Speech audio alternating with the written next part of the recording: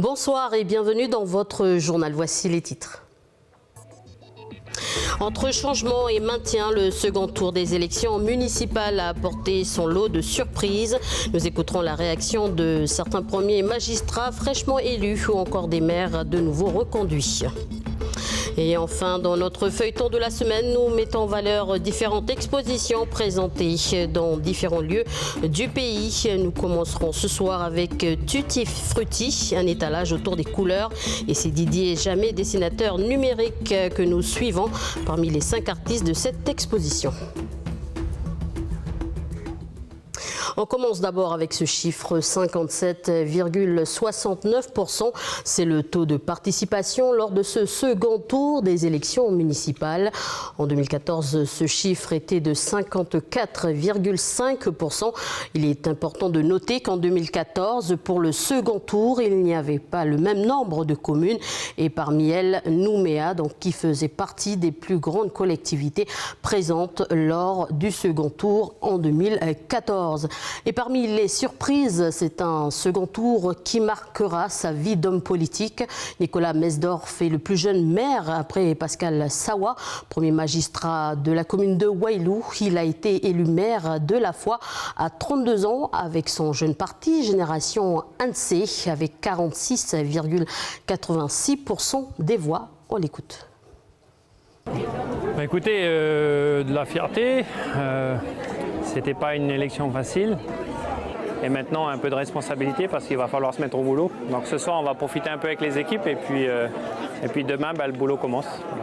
Voilà. Demain, je vais prendre contact avec Madame le maire, Corinne Voisin, c'est toujours Madame le maire, et pour prévoir le prochain conseil municipal où il y aura l'élection du maire.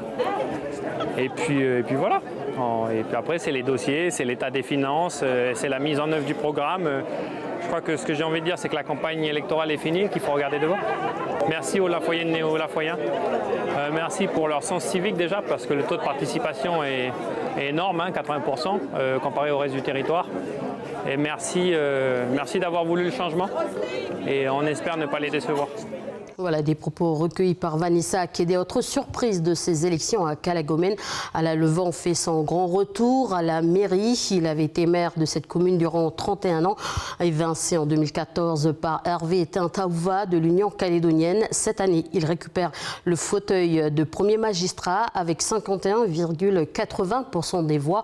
Calagomène, une commune où les électeurs ont bien voté car le taux de participation était de 77,28%. On écoute Alain Levent au micro de Natacha Ougui. On finit par une victoire, donc je suis heureux. Pas seulement pour moi, mais pour tous ceux qui étaient avec moi. Oui, voilà. C'est beaucoup de jeunes avec moi, oui. On va pouvoir travailler, parce que le plus dur commence, c'est pas... Voilà. Se faire élire une élection, c'est difficile. Mais après, maintenant, il faut gérer, maintenant. Mais bon, on a l'expérience de ça. Là, je vais à la mairie d'abord pour remettre... voir comment... Disons, refaire l'administration communale, quoi. Une administration communale... comme une administration de toutes les collectivités, mais le président, il va façonner ça à sa façon.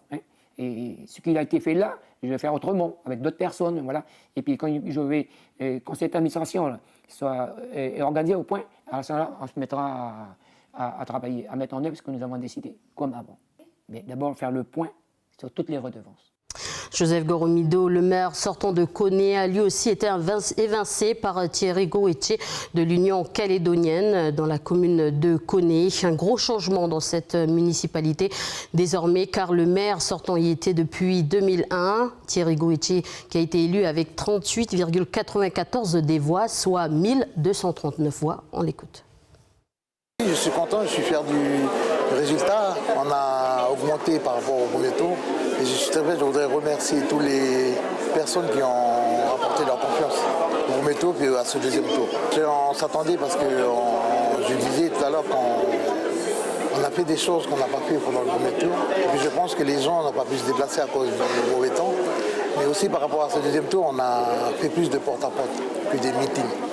Et quels seront vos premiers objectifs en tant que maire ? On va faire l'état des lieux et puis regarder comment on va travailler avec la nouvelle équipe, les deux autres listes qui sont avec nous. On verra comment on va faire, mais de toute façon, on a toujours travaillé avec les gens de la droite ici à Koné. 26 maires sortants se sont représentés en tête de liste pour ces élections. 8 ont été élus au premier tour. Au second tour, Willy Ngatuaou a été élu maire avec 49,90% des voix, soit 3 987 voix. On l'écoute. Cette victoire, elle est d'abord la victoire de la commune de Païta et de ses habitants. Pourquoi? Parce que cette vision que nous avions portée ces 9 derniers mois, ce programme, c'est le résultat d'une concertation que j'ai menée avec les populations, les administrés de Païta, entre 2017 et 2019.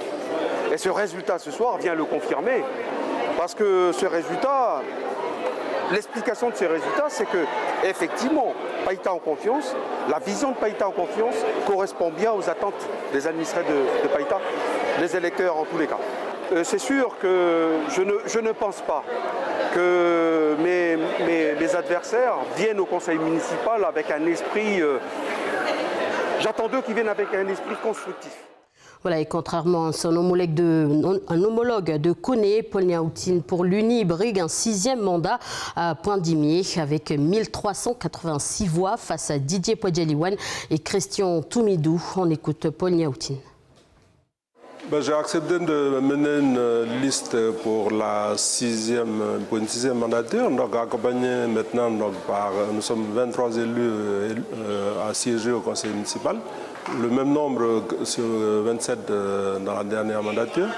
Et nos orientations de politique publique, c'est bien sûr de poursuivre le rééquilibrage entre les différents secteurs de population qui sont dans les 2 districts et ceux qui sont dans le village, en équipement et en service. Donc j'ai confiance dans mes jeunes colistiers qui vont être élus avec moi et ils sont là aussi pour s'approprier les règles de gestion d'une collectivité publique. Et j'ai assez confiance que dans cette mandature, sur 6 années, on va poursuivre le rééquilibrage et peut-être dans la période de transition vers l'accession à la pleine souveraineté.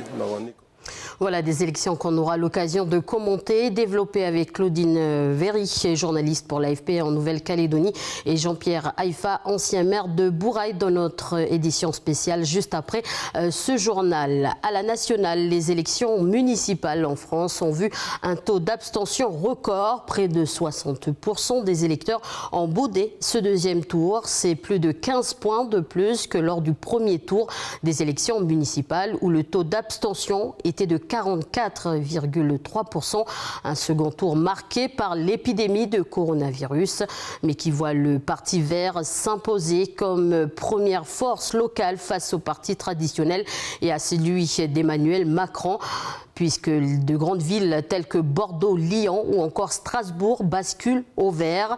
Une première historique pour eux qui ne dirigeaient qu'une poignée des villes jusqu'à présent, dont la plus grande était Grenoble. Et comme titre pour cette revue de presse, donc élection municipale forte poussée des écologistes. Passons à notre feuilleton. Je vous le disais en titre, nous mettons en valeur différentes expositions présentées dans différents lieux du pays. Nous commençons ce soir avec Tutti Free, un étalage autour des couleurs. C'est Didier Jamet, dessinateur numérique, que nous suivons ce soir parmi les 5 artistes de cette exposition au Château Hagen. Reportage.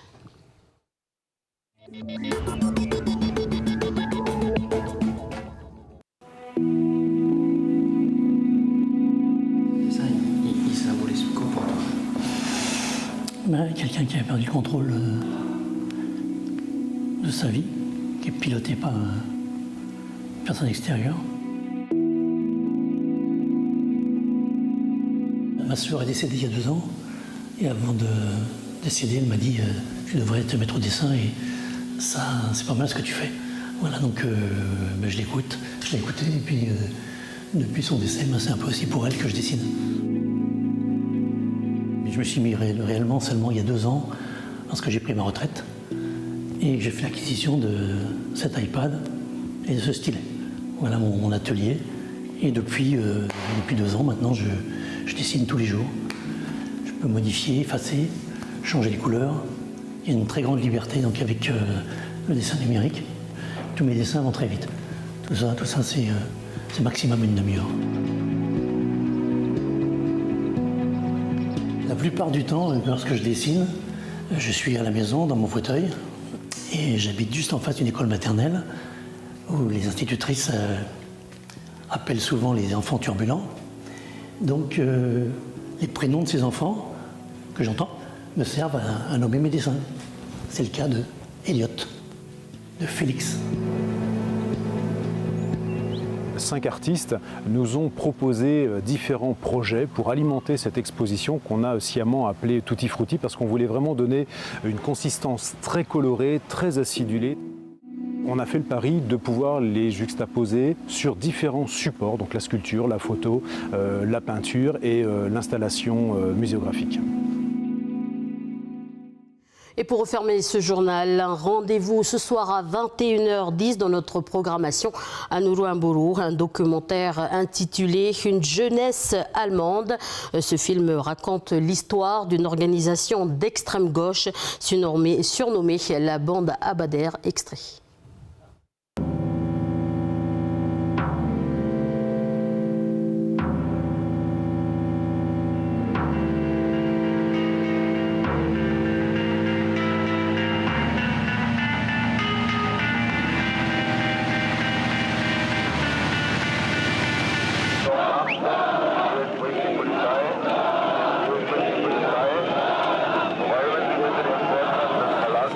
Wenige Stunden nach dem Attentat auf Rudi Dutschke marschierten Studenten vor das Springer-Haus in Berlin. Scheiben gingen zu Bruch, Autos brannten. Springers Anwälte bezifferten den Schaden auf 506.996 Mark und 71 Pfennig. Einer sollte dafür haften. Voilà, rendez-vous à 21h10 pour notre programmation Anuru Mburu. C'est la fin de cette édition.